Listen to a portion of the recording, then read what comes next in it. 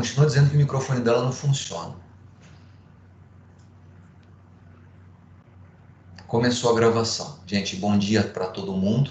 Esta é a aula 15 do curso de Direito Administrativo 1 da graduação em Direito da PUC Campinas. E nós estamos tratando de órgãos públicos desde a aula passada.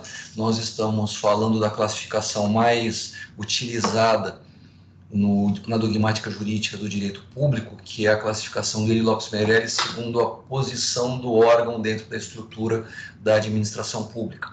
E nós passamos praticamente a aula toda passada falando sobre os órgãos independentes, que são os órgãos de natureza hierarquicamente superior, previstos em regra pela Constituição e acima dos quais não existe outro, ou seja, eles se situam no organograma da administração no topo, ou seja, são órgãos cujos superiores, os cargos superiores são integrados por pessoas físicas que, por exercerem aqueles cargos, têm por pronome de tratamento o famoso excelentíssimo senhor, excelentíssima senhora, que significa lá do latim a posição mais alta possível dentro de uma estrutura.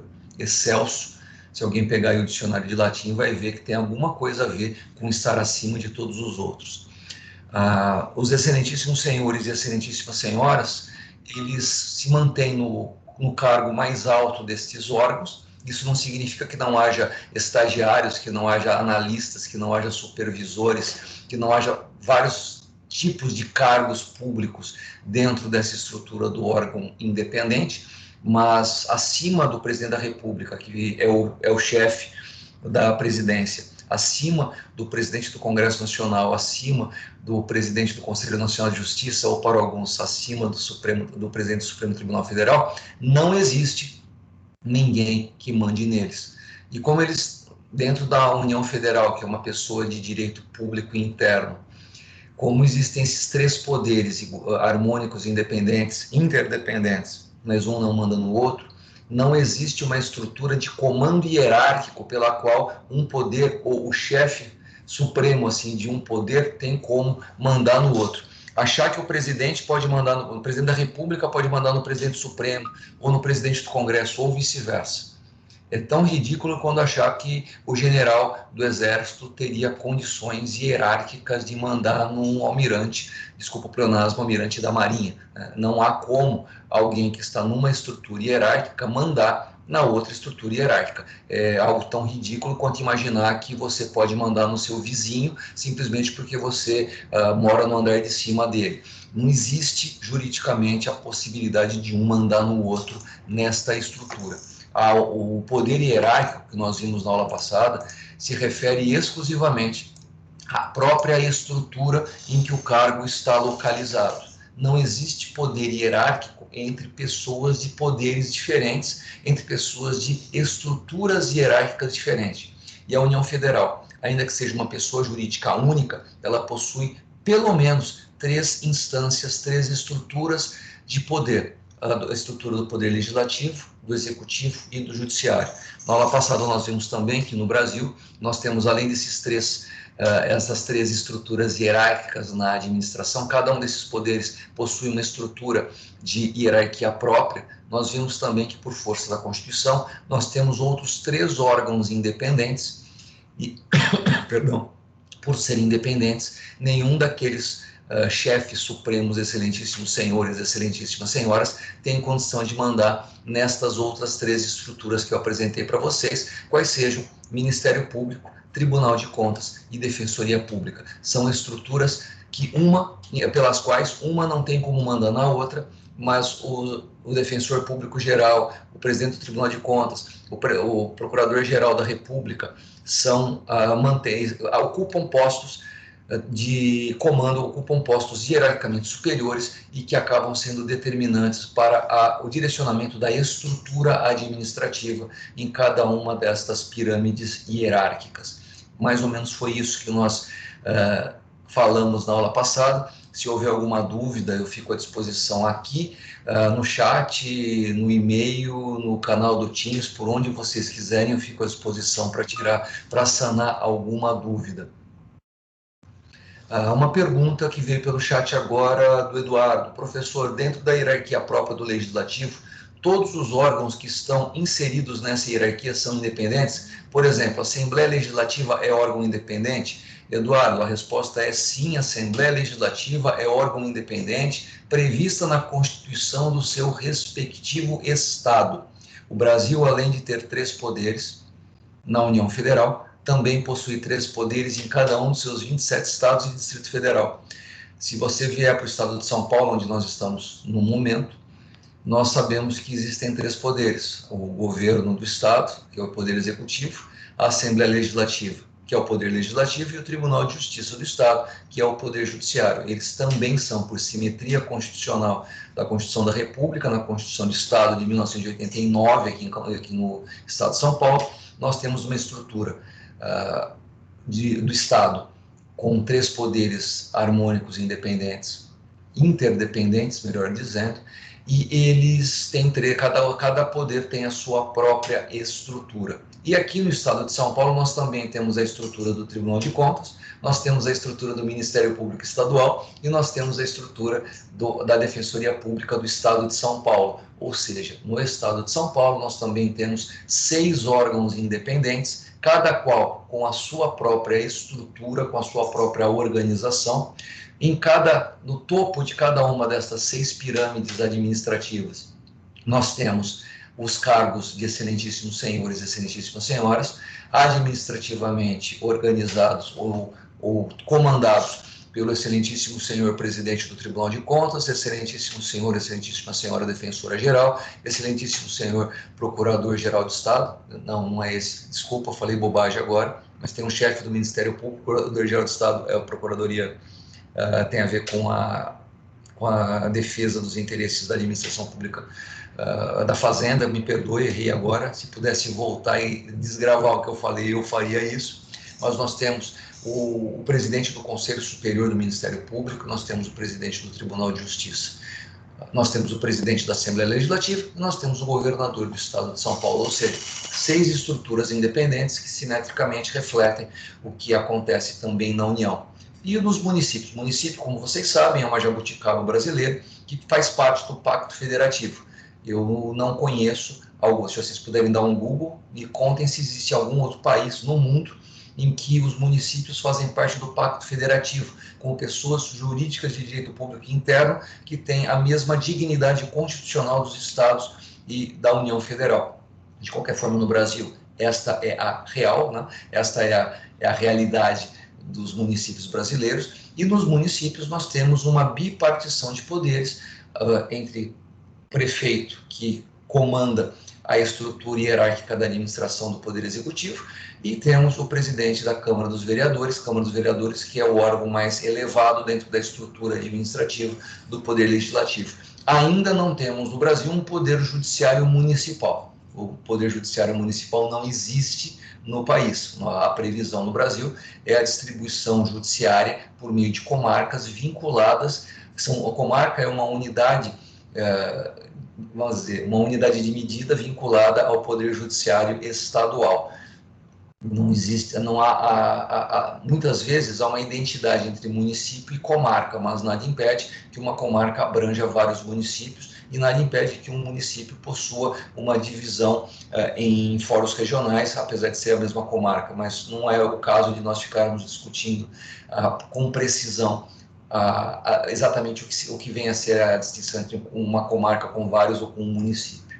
De qualquer forma, nos municípios nós temos uma bipartição de poderes e a Câmara dos Vereadores não manda no prefeito, o prefeito não manda na Câmara dos Vereadores no sentido hierárquico. Claro que em termos políticos, claro que em termos econômicos, claro que em termos sociais, pode haver uma influência de um poder em relação ao outro, pode haver uma identidade ideológica entre a maioria dos vereadores e a pessoa que ocupa o cargo de vereador, assim como isso pode acontecer no governo do Estado ou na União Federal. Isso pode acontecer perfeitamente, isso pode ser organizado politicamente das mais variadas formas, mas algo que não existe, algo que não tem o menor cabimento na estrutura administrativa brasileira ou de qualquer país ocidental, é imaginar que o presidente conseguiria mandar, teria poder para mandar no outro órgão independente, aí não só o presidente, não é assim, é simplesmente juridicamente impossível que qualquer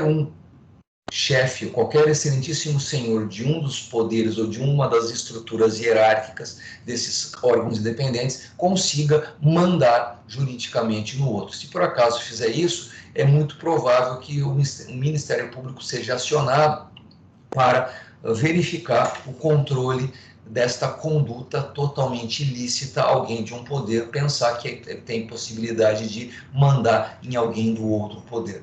Não faz o menor sentido uma coisa dessas.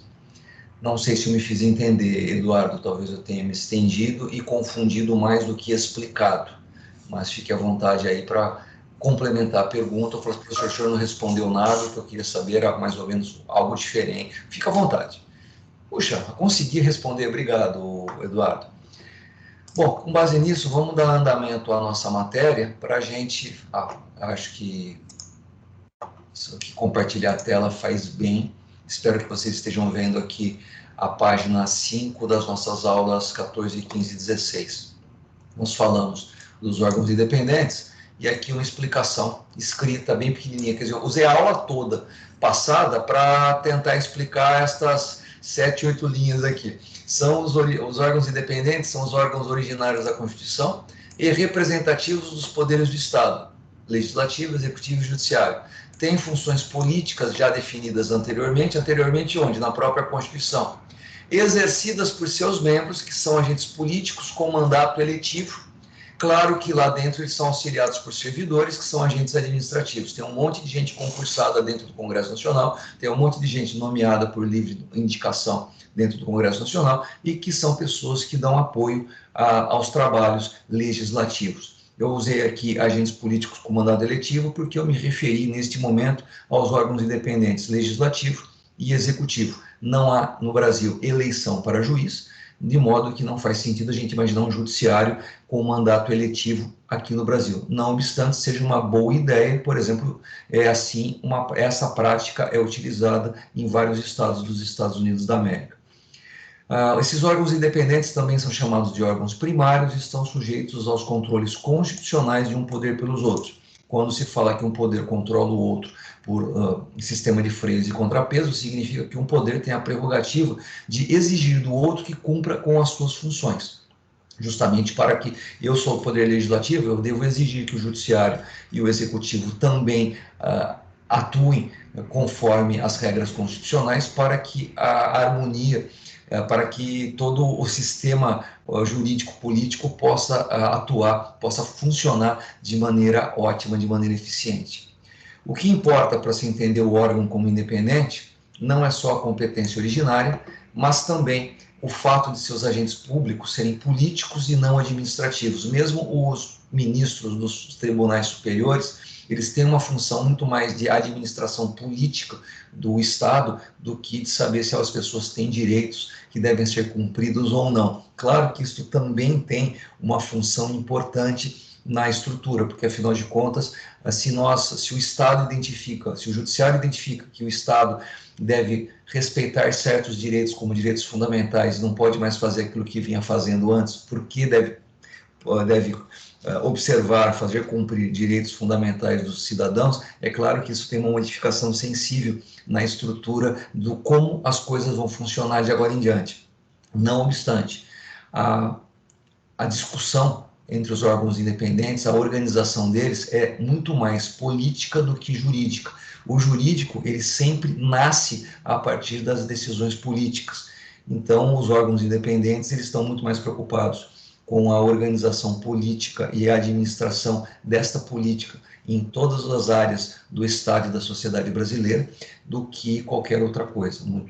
Não obstante, o jurídico também deve ser observado, porque uma vez decidido politicamente, essa decisão política é cristalizada no ordenamento jurídico na forma de atos normativos, em especial de lei, que deve ser respeitado e deve ser cumprida. Além dos órgãos independentes, o Eli Lopes Meirelles apresenta uma classificação muito singular de um órgão chamado autônomo. Mas, à medida que você lê a definição do Eli Lopes Meirelles a respeito do que seria o órgão autônomo, você claramente vê que ele está se referindo a um órgão específico. Essa classificação se refere a um universo de um único órgão. Vocês vão ler e vocês vão entender comigo que ele se refere a um ministério, ou no caso dos estados, a Secretaria de Governo, no caso dos municípios, a Secretaria de Município. Mas ele claramente se refere a um órgão que é um órgão de apoio, de suporte político ao presidente da República. Ele apresenta os órgãos autônomos como aqueles que constituem a cúpula da administração, imediatamente abaixo dos órgãos independentes e subordinados diretamente a eles. Tem ampla autonomia administrativa, financeira e técnica. São órgãos diretivos com funções de planejamento, supervisão, coordenação e controle das atividades da área de sua competência. Participam das decisões governamentais. Olha, do jeito que eu estava falando antes, parecia que todo órgão independente teria um órgão autônomo a seu serviço. Mas a partir do momento que ele identifica que esses órgãos autônomos participam das decisões governamentais, fica claro que esses órgãos autônomos se restringem à esfera do Poder Executivo, já que o Poder Executivo é quem tipicamente compete o dever de realizar as funções governamentais. E esses órgãos autônomos participam dessas decisões e executam suas funções segundo as diretrizes dos órgãos independentes, que expressam as opções políticas do governo. Quando ele coloca órgãos independentes aqui no plural, ele está se referindo a uma república federativa como a brasileira, já que o Estado de São Paulo, ou qualquer estado, possui secretarias de Estado de governo e os municípios possuem secretarias municipais de governo, assim como a presidência da República possui seus ministérios. Então, eles participam das decisões, eles decidem por serem técnicos, eles acabam tendo uma decisão, em regra, deveriam ter uma decisão mais acertada. Todo presidente, todo governador ou governadora, todo prefeito ou prefeita precisa se cercar de pessoas tecnicamente eficientes. Todo presidente que se preze tem que chamar para ministros, todo governador que se preze tem que chamar para secretários, mesma coisa prefeito, pessoas que têm conhecimento na área da pasta. Ninguém vai chamar, ninguém deveria chamar uma pessoa sem capacidade, sem conhecimento técnico da área para atuar na área. Ninguém vai chamar, eu vou dar um exemplo bem ridículo aqui, mas não convém que nós chamemos para ministro da cidade alguém que nunca morou, nunca administrou uma cidade. É preciso uma experiência técnica, um grau de conhecimento elevado sobre as dificuldades da cidade para que alguém atue nessa área. Do mesmo jeito que para ministro da Agricultura ou para ministro da Indústria e Comércio, deveremos ter alguém, assim, não faz sentido para ministro da cidade a gente nomear um agricultor que nunca trabalhou na cidade, mas tem um profundo conhecimento sobre as questões do campo, as questões de agropecuária. Bom, se eles têm um profundo conhecimento nesse sentido, coloque-se essa pessoa com grande conhecimento técnico sobre agricultura para atuar no Ministério da Agricultura e não no Ministério das Cidades. Eu estou dando um exemplo bem esdrúxulo, apenas para nós entendermos que é por isso que o órgão autônomo é tão importante, porque ele não é, as pessoas que compõem esse órgão autônomo não são pessoas eleitas, mas são pessoas nomeadas por livre indicação para auxiliar o grande tomador de decisões, que é o presidente, o governador, o prefeito, para realizar decisões com suporte técnico. Se o presidente, o governador ou o prefeito acaba não tendo à sua disposição alguém com um grau técnico de conhecimento, as decisões acabam sendo feitas de maneira não técnica e isso pode causar problemas na administração, a não ser, claro, que o prefeito, o governador e o presidente tenham muita sorte nas suas decisões. Mas, assim, dentro do poder público, não dá para contar com a sorte. As decisões têm que ser feitas com base num princípio fundamental chamado planejamento. Planejamento, se vocês forem no Decreto-Lei 200 de 1967, no artigo 7º, está lá o planejamento como o primeiro dos princípios que regem ou que devem reger a administração pública em qualquer das esferas de governo no Brasil.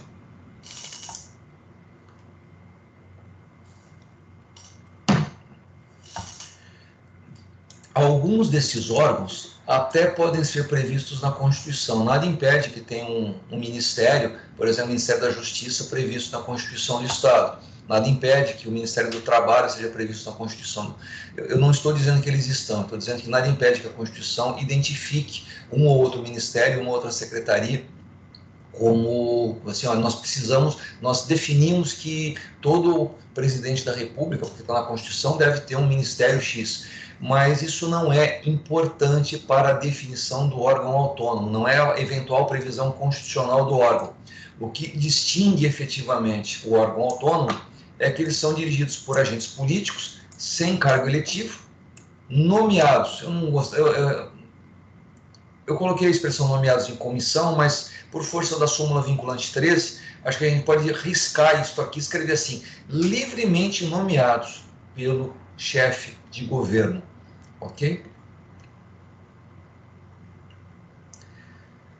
E agora nós temos uma outra descrição que esta comparação ela acaba acontecendo em absolutamente toda a estrutura administrativa de todos os de todos os poderes, tá? Então você vai ver essa situação em absolutamente todo o Estado brasileiro. A burocracia está organizada segundo esta disposição entre órgãos superiores e órgãos subalternos ou inferiores.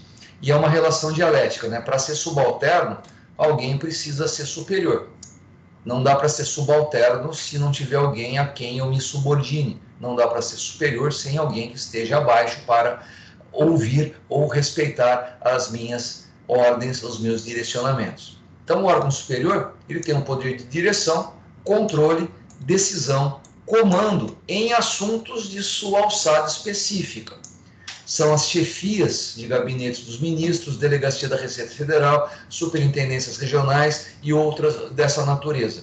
Segundo o autor Eli Lopes Meirelles, embora sejam superiores, todo órgão superior ele está subordinado politicamente ao poder normativo dos agentes políticos, ainda que eu seja o chefe, ou seja, o diretor máximo de um órgão superior. Por exemplo, eu sou o delegado da Polícia Federal, eu sou o chefe da Receita Federal, ainda assim eu sempre estarei subordinado às decisões políticas de um chefe que está acima de mim, um ministro da Justiça ou ministro da Fazenda, conforme o caso, e, claro, acima o presidente da República. Não há nenhuma possibilidade do órgão superior não ter comando político, ele sempre estará sujeito ao comando, ao poder político dos órgãos autônomos e dos órgãos independentes. Mas, tecnicamente falando, se eu por acaso passar num concurso público, eu chegarei no topo, se eu tiver a oportunidade de ir até o topo da minha carreira, o topo da minha carreira estará no órgão superior. Eu chego até lá por força da minha carreira. Eu começo a carreira no órgão subalterno, mas na medida em que eu vou crescendo na carreira, eu posso atingir um cargo elevado no órgão superior. E estes órgãos, eles jamais gozam de autonomia administrativa ou financeira, eles sempre estão subordinados a uma organização dos órgãos independentes ou autônomos e também estão subordinados ao orçamento público, que não é definido pelo órgão técnico, mas por decisão política do órgão superior. Ainda que eu atue num órgão superior fundamental, espetacular, assim, todo mundo reconhece a importância desse órgão, por exemplo, um órgão de arrecadação tributária, ainda que eu precise aumentar o meu orçamento para continuar arrecadando, pode acontecer do órgão político superior, o meu secretário ou o meu ministro, entender que o orçamento tem que ser cortado pela metade, não há nada que eu vá conseguir fazer para impedir isso. A decisão, ainda que a minha decisão técnica diga eu não consigo trabalhar com metade do orçamento, a decisão política do órgão superior, do órgão autônomo e do órgão independente prevalecem sobre a decisão técnica do órgão superior. Claro que eu estou apresentando uma situação esdrúxula, eu estou apresentando uma situação de limite, mas entre uma decisão técnica do órgão superior e uma decisão política do órgão independente, no final vale a decisão política, porque numa democracia nós entendemos que os direcionamentos devem ser dados em última análise por quem foi eleito pelo escrutínio popular. Ok? O órgão superior é o primeiro degrau da pirâmide administrativa de órgãos públicos, formado por agentes públicos concursados, e o mais alto nível de suas carreiras profissionais. São superiores apenas para definir o nível da carreira dos servidores públicos, que sempre entram nos quadros funcionais a partir dos órgãos subalternos. Gente, só para dar um exemplo bem bobinho, não existe concurso público para desembargador. Se você um dia quiser ser desembargador, você primeiro vai ter que passar um concurso público para juiz de piso, juiz de primeira instância. Só depois de muito tempo na carreira, pode acontecer de, por mérito, por antiguidade, você ascender na carreira até o topo da sua carreira de magistratura, que é o de desembargador dentro da esfera de competência do Tribunal de Justiça do Estado de São Paulo. Eu vou dar um outro exemplo também interessante, não há também concurso público para ministro do STJ ou para ministro do Supremo. Você nunca precisaria ser juiz de carreira para ser nomeado ministro do STJ ou ministro do STF. A indicação para estes cargos tem natureza política e a forma de sua nomeação é distinta da forma de subir. Então, você pode ser o melhor juiz de todos os tempos no Brasil, você pode até chegar a desembargador por você ser um juiz tão reconhecido por seus pares, mas você não é porque você é o melhor juiz de todos os tempos que o presidente da República indicará o seu nome para o Senado aprovar a sua nomeação ao cargo de ministro do Supremo ou de ministro do STJ. E uma coisa bem importante, esta é uma posição pessoal deste professor de Direito Administrativo. Eu sou contrário à ideia de que os tribunais superiores devam ser lotados exclusivamente por juízes de carreira. O Supremo Tribunal Federal e o Superior Tribunal de Justiça, embora sejam órgãos jurisdicionais, como eu disse há pouco, eles estão no topo da estrutura do judiciário brasileiro e exercem uma função política numa medida até maior do que exercem a sua função jurisdicional.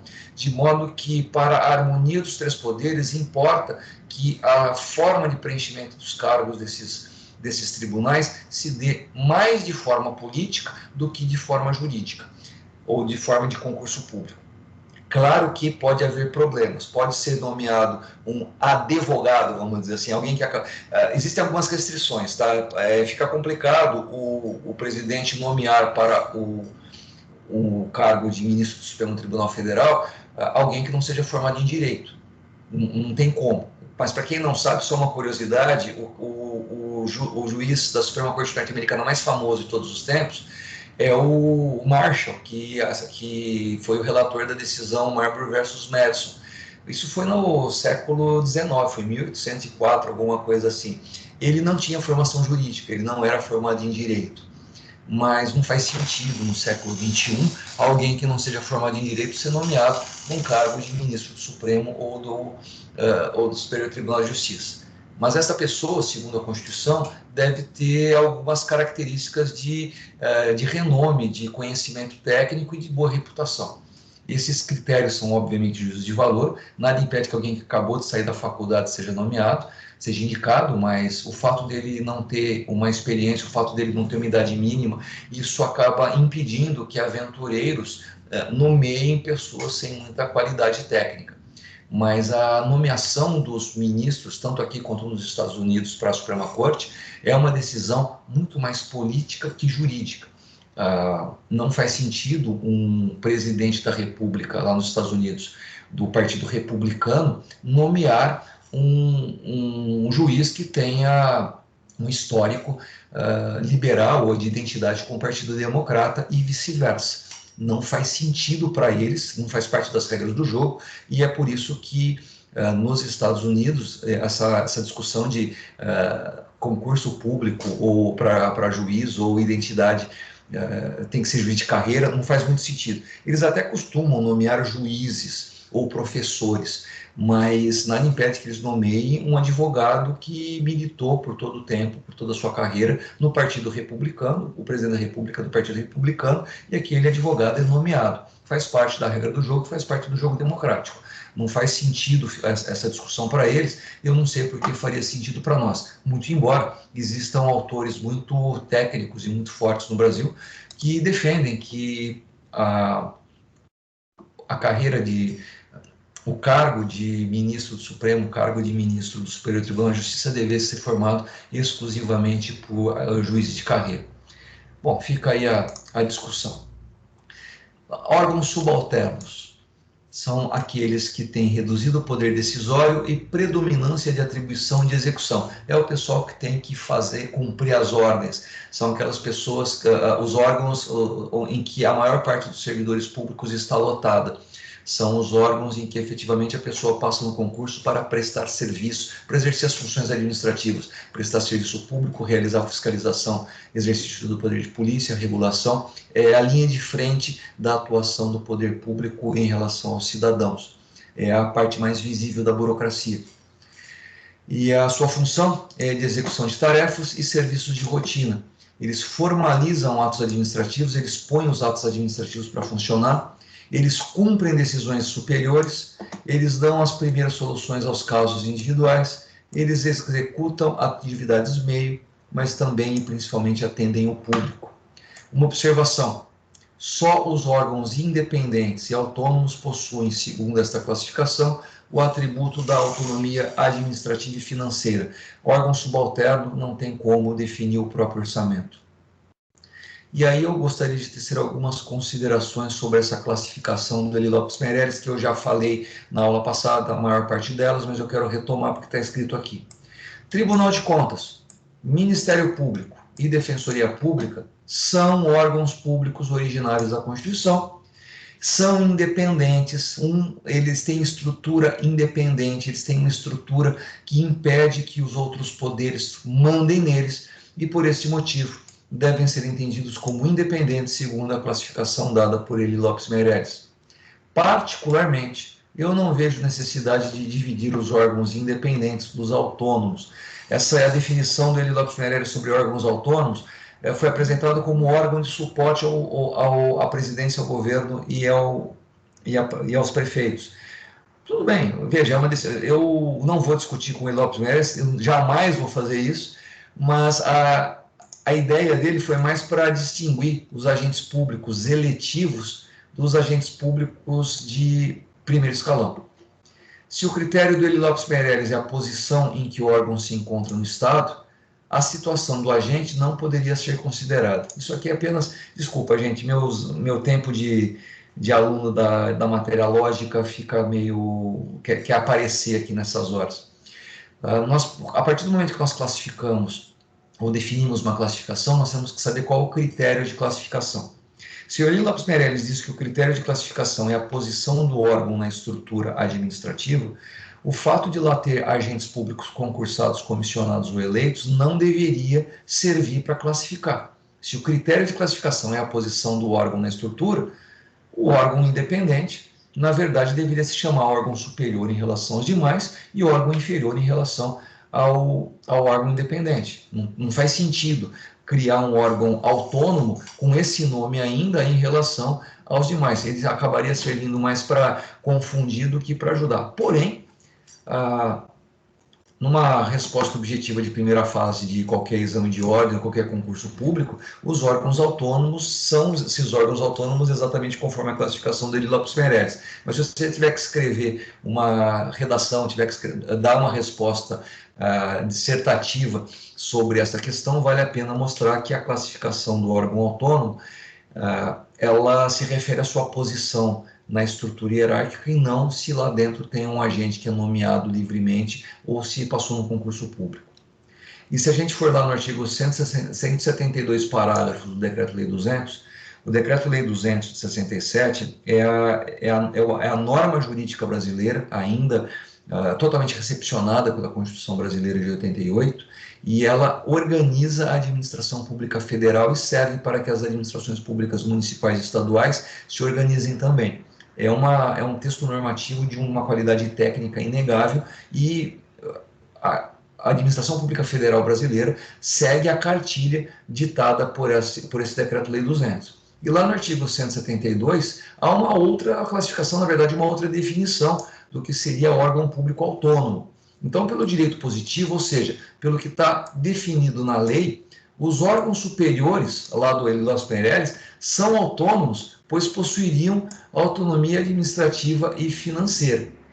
Então, se nós tivermos que usar a definição clássica do Elilas Meirelles, se nós tivéssemos que usar a doutrina, haveria os órgãos autônomos independentes e os órgãos autônomos superiores. Por favor, não entre nessa discussão, ela não tem muita... A classificação é mais para ajudar e não para confundir. Foi apenas, como eu coloquei aqui, ó, a propósito para dizer que classificação não é perfeita. Segundo a doutrina, órgão autônomo são os ministérios, mas, segundo a legislação, órgãos autônomos são simplesmente os órgãos superiores com autonomia administrativa e financeira na forma do Decreto-Lei 200. Mas não entrem nessa discussão, ela acaba sendo estéril. E uma coisa importante também, nós falamos em aulas anteriores, sobre desconcentração e descentralização. Desconcentração se refere à criação de um novo órgão jurídico e à atribuição de competência para esse novo órgão que veio da competência do órgão originário. Toda vez que há uma desconcentração, toda vez que se cria um novo órgão, o órgão novo recebe essa competência e ele se torna subordinado ou subalterno do órgão de onde veio aquela competência. E entre eles vai haver poder hierárquico. O superior tem capacidade de delegar competências para o órgão inferior e, por este mesmo motivo, tem poder de avocação, tem o poder de chamar a competência de volta. Nós vamos tratar desses termos mais para frente, tá bom? Ou, mais precisamente, neste momento. Eu achei esta definição num blog, e por que eu preferi colocar num blog? Por causa da linguagem mais acessível. O que é delegar competência? Simplesmente delegar é atribuir a um subordinado, é entregar uma responsabilidade para alguém que está na estrutura hierárquica debaixo de mim. Um órgão administrativo e seu titular, eles podem, se não houver impedimento legal, atribuir, delegar, entregar parte de sua competência a outros órgãos ou titulares, ainda que estes não lhes sejam hierarquicamente subordinados, quando for conveniente, em razão de circunstâncias de índole técnica, social, econômica, jurídica ou territorial. Sempre que houver motivo que justifique que uma competência minha seja atribuída a um subordinado, eu tenho a possibilidade jurídica de delegar competência. A competência originária é minha e eu transfiro essa competência para alguém abaixo de mim. Embora esteja aqui a informação de que seja possível delegar competência para quem não seja subordinado, para que isso aconteça é preciso haver lei específica sobre isso. Não dá para, vamos usar uma analogia de caserna, não há possibilidade jurídica de um capitão ou um major lá no exército transferir competência dele, transferir responsabilidade dele para outro capitão ou outro major. Se alguém tem a mesma patente ou a mesma hierarquia que eu não tenho como mandar nele. Eu não tenho como impor a ele uma nova responsabilidade. Isso só é possível de fazer com subordinados. Mas se houver lei que preveja a possibilidade de um órgão delegar suas competências para um outro órgão, por exemplo, eu tenho uma competência, vamos falar a respeito de questões territoriais. Vamos imaginar que eu tenho um órgão aqui no estado de São Paulo, aliás, um órgão federal, e esse órgão federal tem um braço aqui no estado de São Paulo com determinada atribuição. E essa atribuição é muito próxima de outra seção desse órgão que fica no Mato Grosso do Sul. E por uma questão do Mato Grosso do Sul estar mais próximo da fronteira do que o estado de São Paulo, talvez por uma questão territorial, importe que parte da minha competência seja transferida para aquele órgão da mesma estrutura hierárquica que fica lá perto da fronteira. Isso é um motivo que justifica que eu transfira, que eu delegue competência do meu órgão para um outro órgão de mesma hierarquia. Mas, em regra, é preciso que haja justificativa e, mais ainda, que haja determinação expressa na lei neste sentido. Ao contrário da delegação, existe também a revogação. Veja, toda delegação de competência é um ato discricionário. Eu não estou obrigado a delegar competência. Se por acaso a lei me mandar transferir competência, eu acho que é melhor eu rabiscar. Não, eu vou ler primeiro, depois eu vou rabiscar aqui, fazer um desenho para tentar explicar isso de maneira gráfica. Eu, às vezes, gosto de desenhar, gente, vocês me perdoem. Vamos lá, o ato de delegação e a revogação devem ser publicados no Diário Oficial, ou seja, todos precisam saber, pela publicidade do ato, que aquilo aconteceu. Ato de delegação, eu, de maneira discricionária, distribuo, atribuo competência, eu delego competência, eu ponho competência, que era minha, para o meu subordinado. Pode acontecer que não seja mais conveniente eu atribuir essas competências para o meu subordinado e eu, em determinado momento, eu decido revogar aquela atribuição de competência. Eu passei um feixe de competências para o meu subordinado e, por algum motivo posterior, justificado, eu recolho essa competência revogando a delegação.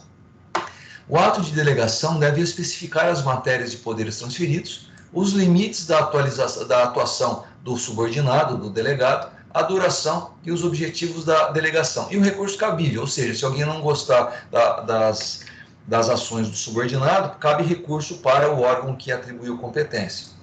E pode haver ressalva ou exercício da atribuição delegada. O ato de delegação é revogável a qualquer tempo. Do mesmo jeito que houve a decisão de entregar competência, pode haver a decisão de revogar aquele ato. E as decisões adotadas por delegação devem mencionar explicitamente esta qualidade. Desculpa a mesóclise aqui, gente. Sempre serão consideradas que as decisões delegadas são feitas como se, olha, órgão inferior, nas atribuições delegadas pelo órgão superior, decidiu o seguinte. Precisa constar isso. E claro que existem certas coisas que não tem como delegar, tá bom? Se por acaso eu sou superior e os atos normativos são minha competência, eu não tenho como passar esse ato de decisão para o meu subordinado. Eu decido e, em última instância, essa instância de decisão de caráter normativo continua sendo meu. Para eventual decisão de recursos, não posso deixar isto ao cargo de quem recebeu a delegação, tem que subir para mim. E matérias de competência exclusiva do órgão não podem ser delegadas em hipótese alguma. Não faz sentido que um órgão que, sei lá, a Procuradoria do município, ela é o órgão de controle de legalidade do município. Quem decide se uma coisa é legal ou não, em última instância, no município, é a Procuradoria do município, Procuradoria Jurídica. Não há como esta competência exclusiva ser delegada para um outro órgão. Em última instância, ela tem que ficar a cargo sempre da Procuradoria, ela não tem como distribuir isso. Só vou continuar aqui a informação antes de escrever, antes de desenhar o que eu queria na lousa. A avocação. De forma excepcional e sempre temporária, é possível avocar competência atribuída a órgão hierarquicamente inferior. Vamos lá, eu vou cancelar aqui o compartilhamento de tela e fazer um desenho para vocês.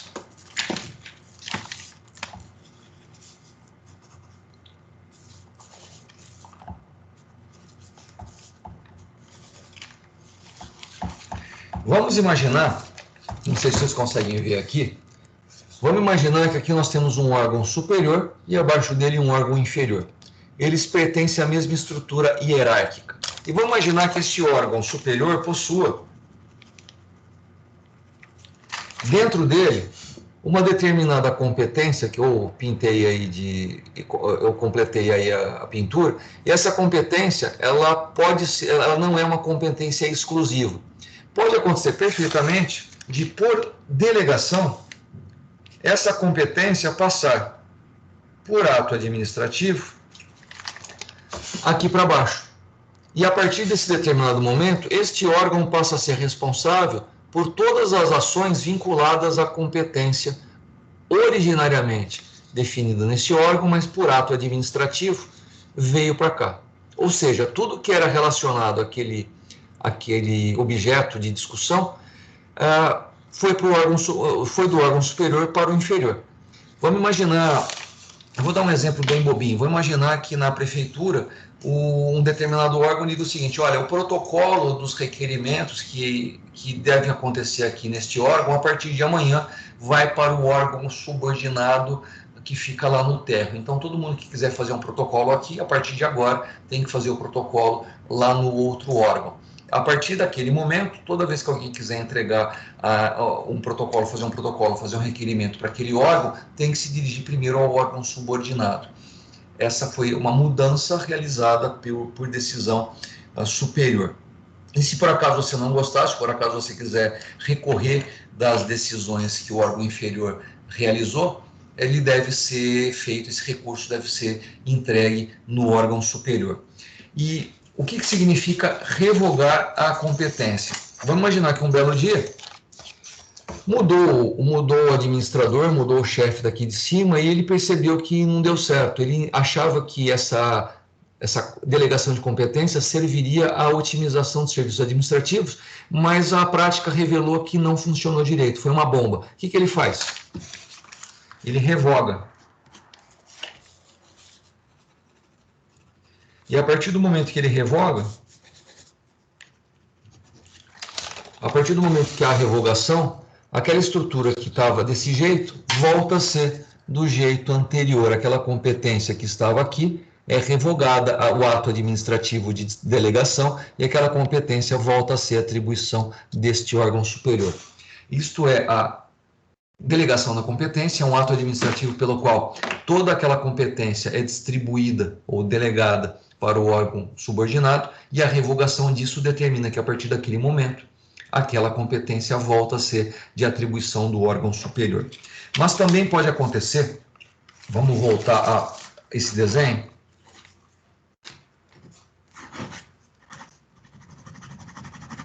vamos voltar à primeira situação, em que o órgão superior ele tinha uma competência e distribuiu essa competência inteira para o órgão inferior.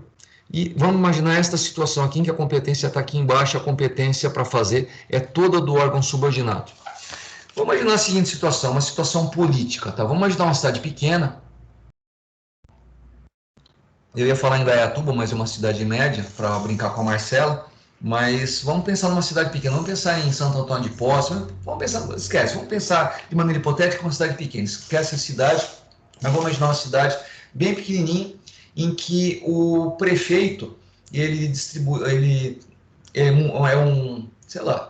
alguém muito famoso, é alguém muito forte politicamente na cidade, é uma pessoa economicamente muito forte na cidade, e vamos imaginar que esse prefeito tem um filho, tem um irmão, e esse cara está devendo IPTU, assim, de todas as propriedades dele há muito tempo na prefeitura.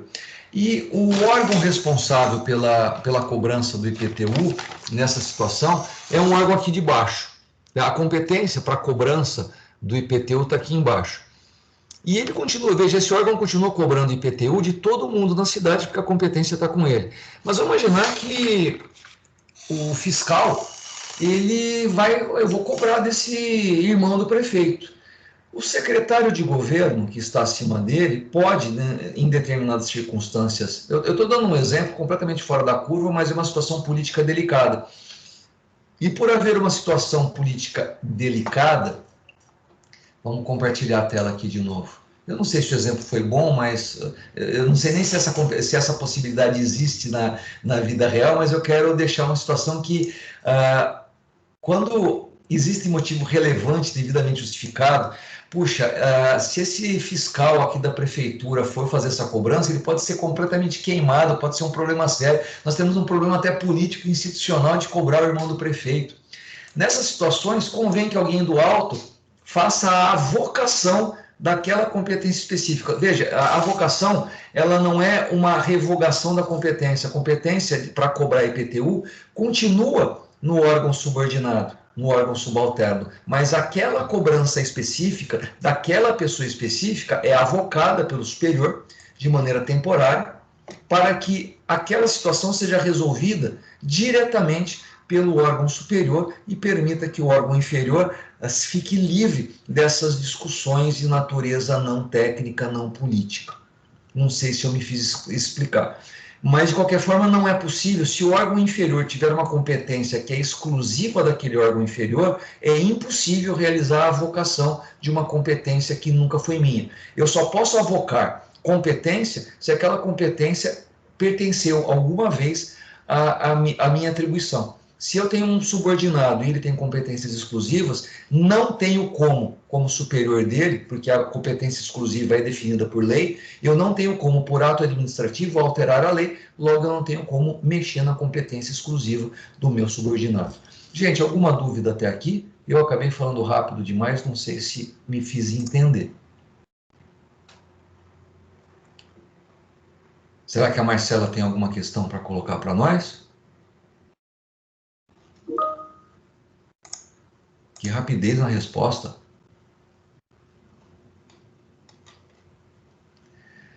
Ok, vamos dar continuidade então. O próximo item eu acabei já tratando com vocês quando eu falei de órgãos superiores. Desculpe, quando eu falei de órgãos independentes.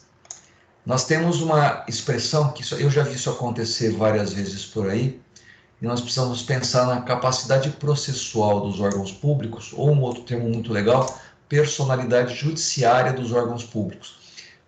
Na aula passada nós tivemos 2 alunos que se voluntariaram gentilmente para debater esse assunto comigo, e nós vimos que numa estrutura de pessoa jurídica de direito público, nós temos órgãos independentes que pertencem à mesma pessoa e não há hierarquia entre eles. Vamos dar um exemplo bom. Vamos imaginar que o atual presidente da República, o Bolsonaro, tenha 2 ministros. Sei lá... Zé Vitor, você está aí hoje? José Vitor Ardini Brol, liga o microfone, vê se você está aí hoje. Oi, professor, estou aqui sim. Cara, assim, fala para mim 2 ministros do governo atual. 2 ministros? Não precisa falar o nome dele, pode falar a pasta. Tá, deixa eu pensar aqui.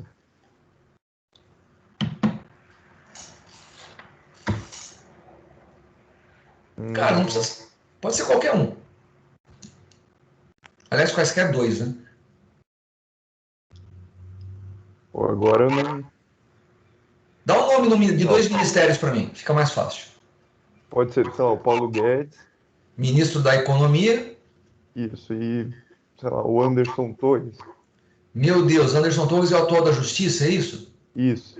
Beleza, vamos fazer o seguinte, os dois, o ministro da Fazenda ou da Economia e o ministro da Justiça, eles começam a ter um problema institucional sério, eles começam a bater cabeça, eles querem fazer coisas que são contraditórias, se eu fizer um, não funciona o outro.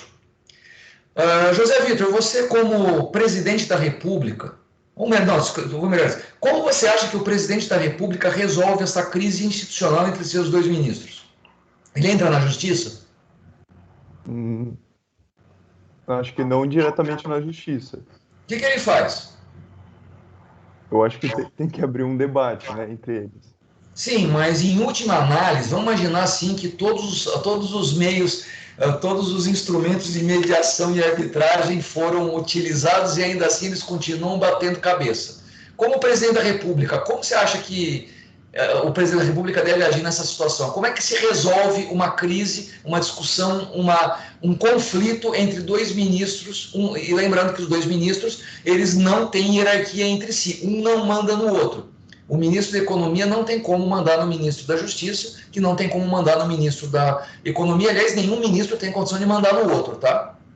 Tá. Como se resolve institucionalmente uma crise entre esses 2 ministros? O presidente ia ter que decidir, então.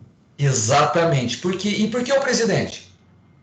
Porque ele é o maior cargo dentro do executivo. Exato, porque assim, em bom português, o presidente manda nos 2. Então, veja, a situação é simples. Se por acaso tiver uma discussão entre 2 ministros e a situação começar a ficar ruim, antes que a situação fique ruim, o presidente da República pode perfeitamente pegar pela orelha os dois ministros, botar os dois de castigo e falar assim, olha, eu decido aqui, quem manda na bodega sou eu e a decisão é esta. Ponto final. O nome disso é poder hierárquico. Ok? Então, se por acaso nós tivermos uma discussão em qualquer esfera administrativa, em última análise, o chefe resolve mandando fazer do jeito que ele acha melhor. Ok? Esta estrutura de poder hierárquico existe em absolutamente todas as estruturas administrativas mundiais. Em última análise, quem está no cargo superior manda. E o de baixo, se não gostar, se resigna, porque se por acaso contrariar o chefe, isso pode ser entendido como insubordinação e, em última análise, a pessoa pode ser até demitida após processo administrativo disciplinar. E se por acaso essa pessoa não for concursada, for de nomeação livre, em última análise ela pode ser livremente exonerada, pode ser mandada embora sem discussão alguma e substituída. É assim que se resolve qualquer conflito institucional dentro de uma hierarquia. Tudo bem? Ou seja, o José Vitor acertou.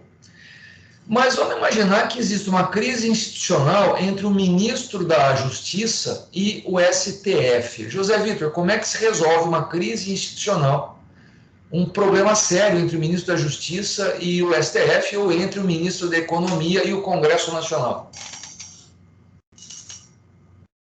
Eu não tenho a mínima. Não dá para chamar ninguém para puxar a orelha de ninguém porque não tem chefe um do outro. Assim, em bom português, o ministro pode chegar, o ministro da Justiça, o ministro da Fazenda ou qualquer ministro subordinado à presidência da República pode chegar ao presidente do Supremo Tribunal Federal, pode chegar ao presidente do Congresso Nacional e falar assim, você não manda em mim, você não é meu pai, não vou fazer o que você quer. E mais ou menos igual aquelas crianças, assim, você está no playground do teu condomínio, tem uma criança fazendo coisa errada com outra, você chega até ela e diz, olha, para de brigar, para de bater. Capaz que as duas, inclusive a que está apanhando, olha para tua cara, você não é meu pai, você não manda em mim, vai embora. Deixa a gente aqui sozinho, a gente tá aqui brigando e você não tem nada a ver com isso. E se você vier aqui, eu te processo. Pelo amor de Deus, eu estou criando aqui assim, nunca aconteceu de quem está apanhando brigar comigo quando eu faço isso, mas em última análise eu não sou o pai delas, eu não tenho nada que me meter na vida das duas. Assim, administrativamente, em última análise é isso que acontece, não há como o mais alto posto de poder do poder legislativo ou do poder judiciário dar ordens para o ministro da Economia, o ministro da Justiça, qualquer outro ministério vinculado à presidência da República. Não há estrutura hierárquica. Se não há estrutura hierárquica, não tem jeito de um mandar no outro. Porém, todas as vezes que alguém de um poder impede, por sua inércia ou por suas atitudes ruins, atitudes inadequadas, atitudes ilícitas, que os outros poderes possam exercer harmonicamente as suas funções, toda vez que eu tenho que agir de um jeito, agir segundo a minha função constitucional, eu não consigo porque alguém de outro poder me impede, o único jeito de eu resolver isso é por meio judiciário. Eu sou obrigado, porque eu não tenho como mandar nele, eu sou obrigado a pedir a expedição de uma ordem judicial para que aquela pessoa que não está agindo conforme a Constituição, conforme a lei, volte a agir conforme a Constituição e conforme a lei. E a gente tratou isso, acho que foi o outro Vitor, que foi o voluntário na aula passada, ele acabou falando claramente que não tem jeito na União Federal, um poder ou um órgão público entrar com uma ação perante um outro órgão público da mesma União Federal, em face, esta ação, de um outro órgão público da União Federal. Fica meio ridículo a gente imaginar, a União Federal, por ser o representante legal vinculado à União Federal, vem até o Poder Judiciário da União Federal para ajuizar uma ação em face da União Federal. Parece conversa de doido. E não dá para um órgão, não dá para uma entidade mover uma ação em face de si própria. Mas como se trata de órgãos autônomos, ou melhor, órgãos independentes entre si, constitucionalmente previstos, a doutrina e a jurisprudência desenvolveram o que se chamou de personalidade judiciária, ou capacidade processual. O órgão público tem a prerrogativa, tem a possibilidade jurídica, melhor dizendo, de ajuizar uma ação em face da autoridade pública que impede a atuação harmônica dos poderes, e na medida em que essa atuação do servidor que atrapalha, do agente político que atrapalha, seja coibida pelo judiciário, ou seja, o judiciário afasta a atuação do requerido, que não está agindo conforme a ordem constitucional, a ordem jurídica.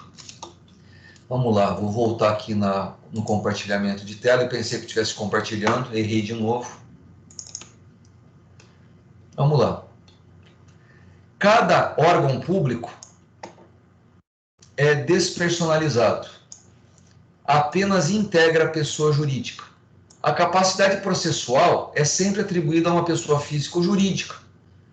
Toda pessoa que se acha no exercício de seus direitos tem capacidade para estar em juízo. Sendo assim, um órgão que é despersonalizado não tem como ter capacidade processual. Ele não tem idoneidade para figurar em qualquer um dos polos de uma relação processual. Um órgão não pode ser autor, um órgão não pode ser réu. Faltaria a presença do pressuposto processual, que é a capacidade de estar em juízo. E, nesse sentido, um tal de STF já decidiu assim, os demais tribunais também. Órgão público não pode ser autor, órgão público não pode ser réu. Mas a doutrina e a jurisprudência tem conferido capacidade a órgãos públicos para certos tipos de litígio. Um desses casos é o da impetração de mandado de segurança por órgãos públicos de natureza constitucional, ou seja, os órgãos considerados independentes, quando se trata de defesa de sua competência violada por ato de outro órgão. E aqui você completa, outro órgão da mesma pessoa jurídica. Em consequência, para exemplificar, a Assembleia Legislativa Estadual, a par de ser órgão com autonomia financeira expressa no orçamento do Estado, goza legalmente de independência organizacional, é titular de direitos subjetivos, o que lhe confere a chamada personalidade judiciária, que autoriza a defender os seus direitos em juízo. Tem, pois, capacidade processual. Jurisprudência do Tribunal de Justiça da Bahia. Repita-se, porém, que esta personalidade judiciária é excepcional e ela só é aceita em relação aos órgãos mais elevados do poder público, quando e sempre na medida em que defendem suas prerrogativas e competências. Esse tipo de conflito se passa entre órgãos de mesma natureza, ou seja, geralmente o mais comum é litígio entre executivo e legislativo. Nada impede que haja um litígio entre executivo e judiciário ou entre legislativo e judiciário, mas geralmente o problema está no executivo com o legislativo. E sempre entre aqueles que pertencem à mesma pessoa política. Ou seja, nós estamos falando aqui de uma discussão entre poder legislativo estadual e poder executivo estadual do mesmo estado, ou entre Congresso Nacional e entre Presidência da República, ou entre prefeito e Câmara dos Vereadores, do mesmo município. E aí não há alternativa para discutir, para resolver esse conflito, senão, excepcionalmente, dar capacidade processual ao órgão que está sendo atrapalhado. O que não nos parece tecnicamente adequado é a formação de litisconsórcio entre o órgão e a própria pessoa que pertence. Não dá para chegar assim, o órgão público em litisconsórcio necessário com a União vem ajuizar, não dá certo, é o próprio órgão que tem que ser o autor desse mandado de segurança. Ou a personalidade judiciária é atribuída ao órgão em si para a defesa de sua competência, ou a capacidade deve ser da pessoa federativa, ainda que a controvérsia atinja mais especificamente determinado órgão. Aqui, vamos fazer uma tradução, vamos usar uma tecla SAP. Zé Vitor, eu peguei você hoje, o senhor me perdoa, você me processa depois, tá bom? Vamos imaginar o seguinte, a Assembleia Legislativa do Estado de São Paulo está tendo um problema institucional terrível com a prefeitura, com o prefeito de Campinas. Como é que a gente faz esse mandado de segurança? Como é que a gente faz a ação judicial? Quem são os autores e réus neste problema institucional terrível que não consegue ser resolvido de maneira política, vamos ter que judicializar esse problema. E então nós temos uma ação judicial envolvendo este problema entre a Assembleia Legislativa do Estado de São Paulo e Prefeitura ou Poder Executivo do município de Campinas. Quem é o autor e quem é o réu desta ação? Zé Vitor, você acertou exatamente isso. O autor da ação é o Estado de São Paulo e o réu da ação é o município de Campinas. Você ia falar isso, não ia? Ia sim. Claro, eu tinha certeza. Por isso que eu falei que você acertou. E veja, por que isso?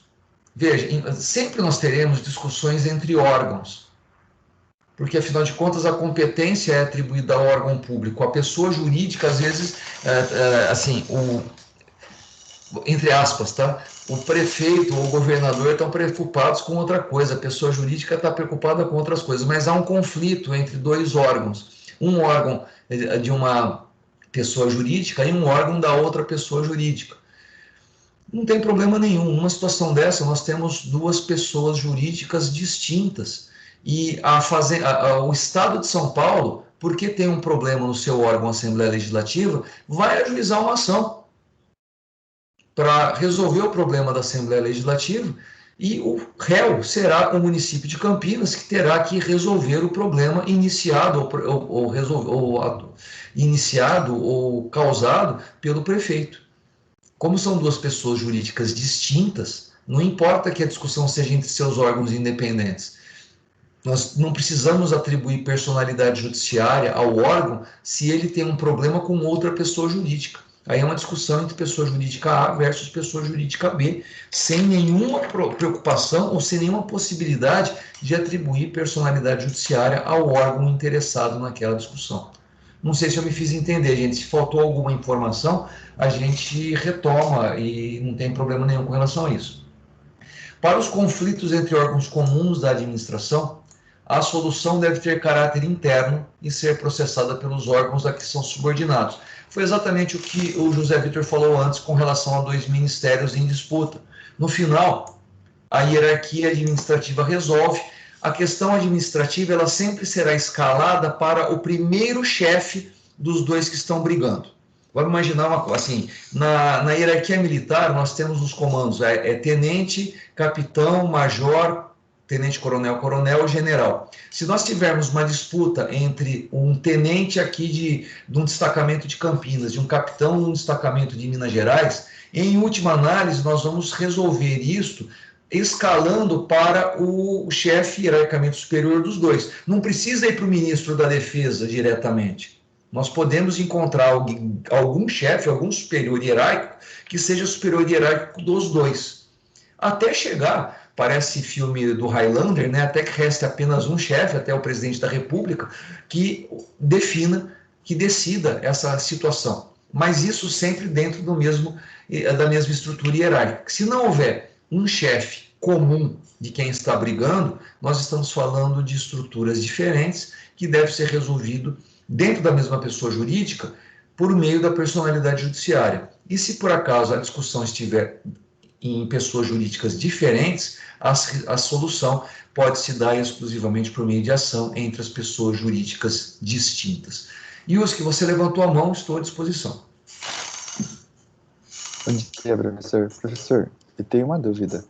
Sabe como no caso de ontem, do CPI da Covid, aí teve um caso de mandado de segurança, aí acho que, aí eu fiquei em dúvida, porque aí era entre o presidente do Senado e alguns parlamentares, né? Aí não é, aí assim, a capacidade jurídica ela é dada, pode ser dada à pessoa física, não é pessoa física, ou, quer dizer, a figura do presidente do Senado, é isso? Olha, eu não lembro.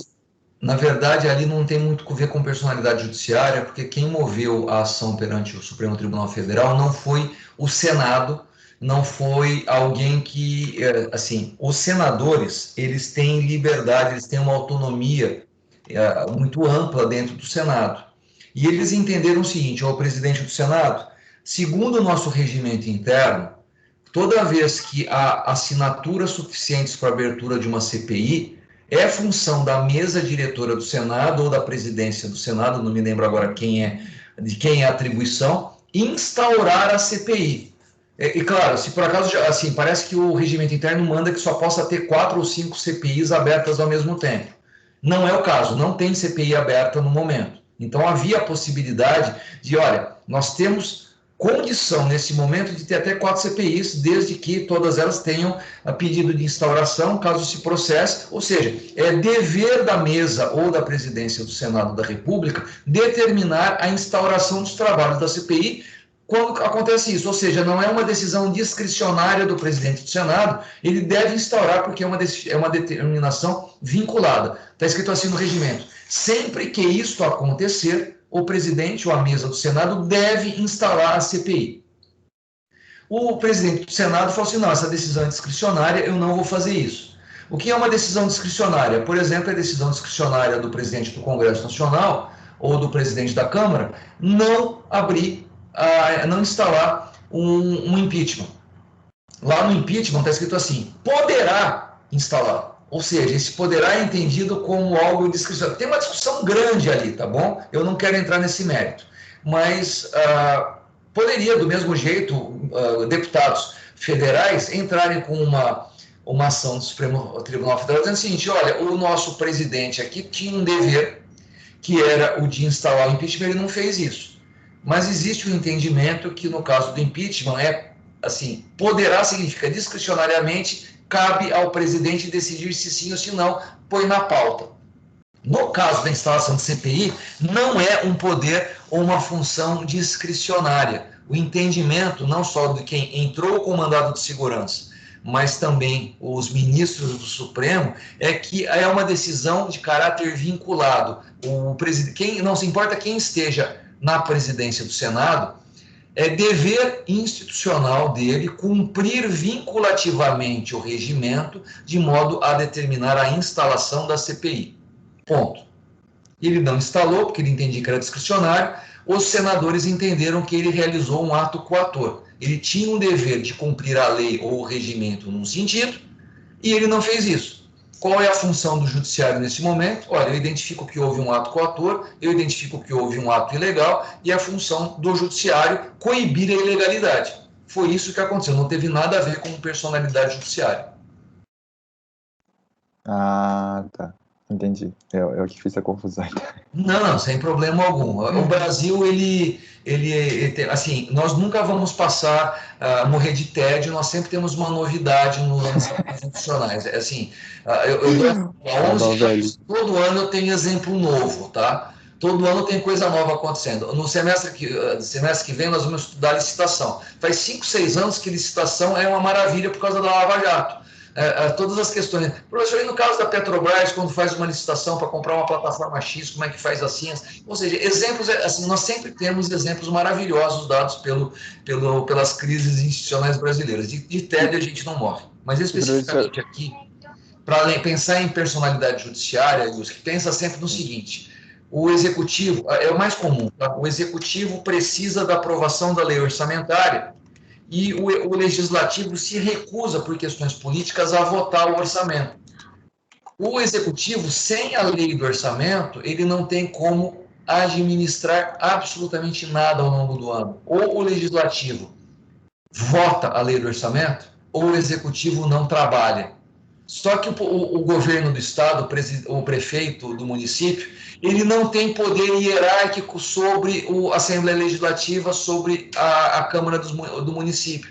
Não há poder de mando, ainda que o prefeito seja o coronel da cidade, ainda que o prefeito seja assim, politicamente, economicamente, mande, ainda que, assim, tenha naquela cidade pequenininha, uma única fábrica, onde a cidade inteira está empregada, e o dono da fábrica é o prefeito, e ainda que o prefeito diga, se vocês não votarem do jeito que eu quero, eu demito todos os teus parentes da minha fábrica, ainda que ele pudesse fazer isso, nesse exemplo ridículo que eu estou dando, ainda assim, os vereadores podem dizer o seguinte: você faz o que você quiser na tua fábrica, você não manda em nós. Ou, Vossa Excelência não manda nas excelências aqui da Câmara dos Vereadores. O que o prefeito pode fazer numa situação dessas? Hierarquicamente, ele não tem como resolver, ele não pode mandar. Não tem jeito. O que ele faz? Ele vai até o judiciário e a prefeitura, adquire personalidade judiciária ou capacidade processual e fala ao juiz: juiz, se não tiver votação da lei orçamentária, eu não posso trabalhar, eu não posso mandar que eles façam isso, mas o senhor como juiz, a senhora como juíza, a excelentíssima senhora como juíza, tem o dever de restaurar a legalidade e impor que a Câmara realize a função dela. E nesse caso aqui, eu peço que ela realize a função para que eu possa realizar a minha. O que o juiz vai fazer? Impor uma ordem judicial à Câmara para que aquele conflito institucional seja resolvido judiciariamente. Aí sim tem capacidade judiciária do órgão público. Entendi. E posso fazer só mais uma pergunta? Nesse caso, né, por exemplo, no caso do STF, ele falou: não, vamos cumprir o que a Constituição é expressa e tudo mais. O parlamentar, por 1/3, pode instalar CPI. Decidiu. E como procede o após disso, o efeito disso? Porque, assim, eu fiquei imaginando, né, eu lembrei da aula, eu falei, não, isso ele manda cumprir um dever legal, não é uma ordem, assim, não é questão de... E o efeito seria, então, um efeito mais político, seria, né? Acho que caso o presidente do Senado ele não acatar, então vai ter uma pressão política, porque... Se o presidente do Senado não realizasse, não cumprisse a ordem judicial, ele teria um problema sério dele, porque não cumprir a ordem judicial pode ter por consequência questões criminais. Tá. O que acontece? Ele acabaria sendo, em última análise, processado por crime contra a obstrução da justiça. Ele também haveria a possibilidade de ele ser afastado. O vice-presidente do Senado seria empossado, implantaria a CPI e depois, assim... Entendi. Assim, em última análise, não dá para a gente discutir com ordem judicial. O único jeito de você evitar uma ordem judicial, sei lá, é por revolução armada, golpe de Estado, ou seja, você quebra a estrutura institucional, você quebra o Estado de Direito e tenta, por força, por violência física, instalar uma outra ordem, dizendo que agora estamos numa revolução, agora estamos numa nova ordem, agora está... Sim, você rompe com a estrutura atual e coloca outra no lugar. E em termos futebolísticos, é tentar ganhar no tapetão. Você está dando risada, mas assim, a América Latina é pródiga em exemplos de situações em que a ordem institucional determinava uma coisa e alguém, por força política, ideológica ou força física, não concorda com as decisões institucionais e faz virada de mesa. Da Argentina ao México, nós temos uma quantidade enorme na história de situações análogas. Assim, alguém não aceita uma ordem judiciária, alguém não aceita uma decisão, alguém não aceita o jogo político democrático e cria uma situação para golpe, ou cria uma situação para revolução, ou cria uma situação para mudança do cenário institucional.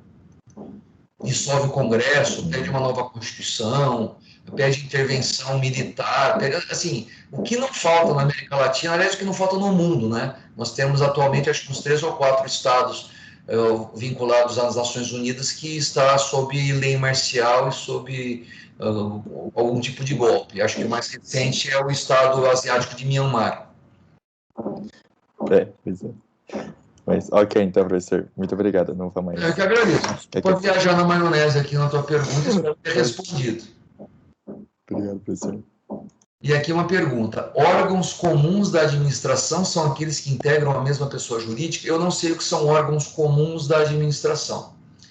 Órgãos, eles, pela classificação do Eli Lopes Meirelles, eles são subalternos ou subordinados, superiores, e depois nós temos os autônomos e os independentes. Todos esses órgãos integram a estrutura hierárquica, seja do Poder Executivo, seja do Poder Legislativo, seja do Poder Judiciário. E numa pessoa jurídica de direito público interno, como a União, os Estados, essas 3 estruturas de administração, do Legislativo, do Executivo e do Judiciário, elas integram, né? Elas estão lá naquela pessoa jurídica. E todos os órgãos, assim, a pessoa jurídica ela é formada por uma quantidade muito grande de órgãos públicos, alguns deles vinculados a um poder, outros vinculados a outro poder, outros vinculados a outro poder. Nós temos pelo menos pela Constituição brasileira e pela Constituição do Estado de São Paulo, provavelmente dos outros estados também é assim por simetria constitucional, nós temos 6 estruturas orgânicas, nós temos 6 estruturas hierárquicas com vários órgãos que fazem parte dela. Nós temos a estrutura da administração pública, nós temos a estrutura do Poder Executivo, melhor dizendo, a estrutura do Legislativo, a estrutura do Judiciário. Nós temos na mesma pessoa jurídica, além dessas 3 estruturas, a estrutura do Tribunal de Contas, a estrutura do Ministério Público e a estrutura da Defensoria Pública. E todas as estruturas pertencem à mesma pessoa jurídica, que é formada por uma quantidade enorme de órgãos, e cada órgão está na estrutura de um desses poderes. Por força dessas estruturas serem distintas, porque elas são independentes entre si, não há como um órgão de um poder sofrer poder hierárquico, sofrer poder de mando de qualquer um dos outros órgãos. Vamos facilitar a vida aqui. Se nós estivermos falando das Forças Armadas, ninguém da Marinha pode mandar no Exército, ninguém do Exército pode mandar na Aeronáutica e todas as combinações possíveis. Mas como as Forças Armadas elas estão vinculadas ao Ministério da Defesa, qualquer problema entre o Exército e entre a Marinha, ou entre a Aeronáutica, em última análise serão escalados e vão atingir o topo da hierarquia, que é o Ministro da Defesa. O Ministro da Defesa ele tem a prerrogativa de resolver quaisquer conflitos nesses 3 órgãos que estão vinculados a ele. Mas não existe nenhuma possibilidade jurídica de o Ministro da Defesa discutir ou decidir, em última análise, um conflito entre qualquer uma das Forças Armadas e a Polícia Militar do Estado de São Paulo. A Polícia Militar do Estado de São Paulo, em última instância, está vinculada ao secretário de Segurança Pública e ao governador do Estado. São de pessoas jurídicas diferentes. Não há como o ministro da Defesa decidir um conflito entre Forças Armadas e polícias militares. Nem o presidente da República pode fazer isso, porque as polícias elas estão subordinadas ao governador do Estado, aos governadores dos estados, e não ao presidente. Não dá para impor recurso hierárquico aqui. Se houver um conflito que não seja conflito armado, por favor, mas se houver um conflito administrativo, uma questão jurídica, entre o Ministério da Defesa e entre a Secretaria de Segurança Pública do Estado de São Paulo, isto deverá ser resolvido por meio de sentar numa mesa, vamos lá todo mundo conversar, presidente da República, governador desse estado, governadores, vamos resolver isso de maneira democrática e republicana, ou vamos resolver isso também de maneira democrática e republicana, judicializando o conflito para a decisão do Supremo Tribunal Federal. Se não houver deliberação entre os chefes de governo, em última análise, o único jeito de resolver isso dentro de uma democracia brasileira, dentro de uma república brasileira, é por meio da judicialização, levar o caso ao judiciário. E aí, se o judiciário decidir de um jeito ou de outro, a última palavra é a decisão. E nessas horas seria muito melhor que a decisão fosse consertada, fosse acertada entre os interessados, do que, de novo, levar a questão para os ministros do Supremo decidirem do jeito deles. E eles decidem, é uma coisa complicada, porque muitas vezes a decisão do Supremo Tribunal Federal deve ser pautada na legalidade ou na ilegalidade. Eles não falam assim, eles não têm, aliás, a prerrogativa de dizer, olha, o melhor jeito de fazer isso é assim. O que eles podem falar é, a decisão que vocês estão tomando é ilegal, é inconstitucional, tomem outra decisão. Decidam de um jeito que a Constituição autoriza. O judiciário, pelos freios e contrapesos e também pelo chamado self-restraint, né, a autocontenção, não tem possibilidade jurídica, ele não tem poder constitucional, ele não tem competência para substituir a decisão política dos outros poderes. A única função do judiciário deve ser a de declarar a constitucionalidade ou inconstitucionalidade, legalidade ou ilegalidade das ações realizadas pelos demais poderes e também dos particulares. Tudo bem até aqui, gente? Só para terminar aqui o roteiro sobre capacidade judiciária, mais recentemente o Código de Defesa do Consumidor dispõe que são legitimados para promover liquidação e execução de indenização as entidades e órgãos da administração pública, ainda que sem personalidade jurídica, especificamente destinados, eu não sei porque esse A está com a crase, está com acento agudo, era para ser acento grave, né? Especificamente destinados à defesa dos interesses e direitos protegidos por este código. Ou seja, existem especificações, existem possibilidades de personalidade judiciária dadas até pela lei. Tal situação processual, diga-se por oportuno, é excepcional e só admissível antes presta previsão legal. Isso foi dado pelo grande professor de Direito Administrativo José dos Santos Carvalho Filho, quando na 18ª edição, o livro dele era pela Lumen Juris, hoje é pela Atlas, mas vale a pena, é um grande manual a ser lido. Gente, com isso eu encerro a aula 14, 15 e 16 sobre administração pública, cuja ementa é essa que está aqui na tela compartilhada, e eu com isso encerro a aula de hoje, um pouquinho mais cedo do que devia, agora 9h29, mas eu acho que a aula está efetivamente dada. Nós começaremos a aula 17 na semana que vem, na nossa próxima aula. Se houver alguma outra dúvida, se houver alguma outra questão, estou à disposição por chat, por Teams, por e-mail, sinal de fumaça, à disposição de vocês. Eduardo, não sei se eu respondi adequadamente a sua questão. Se eu não fiz isso direito, no primeiro momento da próxima aula, você me avisa e eu retomo a partir daqui, ok? Vou parar de gravar a partir de agora. Gente, muito obrigado a todos, fiquem com Deus e até semana que vem.